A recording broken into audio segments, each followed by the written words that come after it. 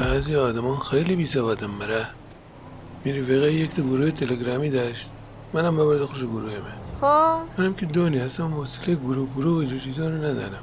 نه عکس و فیلم نه لایک بودم نه هیچی.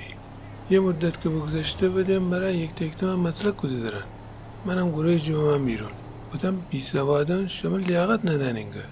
تا چی مطلب بود اون که یک تا بهم اشتباه شانی که فعالیت میکنه نه هویج همه فرق ندانه نه. راسته گونی؟ به اسم تو قسم یک تا بهم اشتباه جو آدمان مرده همه فرق ندانه نه.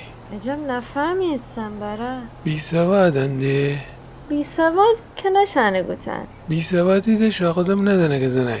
اینه ده. نه این بیسوادی نه، این نفهمگیره. ایسه هرچی.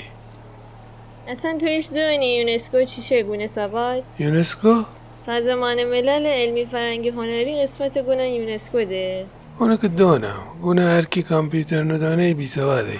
اونه که 20 سال پیش بوده بود.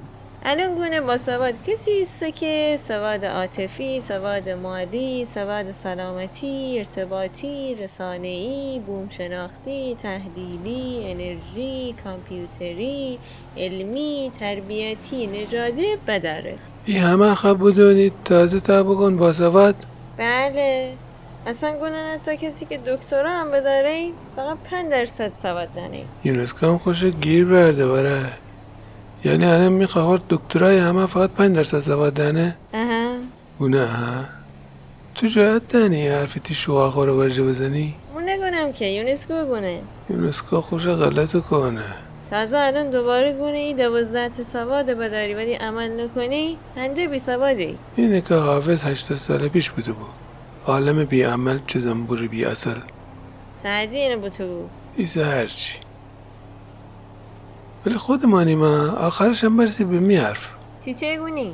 اوی یارو تلگرام منه گونم. سواد رسانه‌ای، سواد ارتباطی و اینجور چیزا رو ندانه ده. چی بگم والا؟ چی بگی؟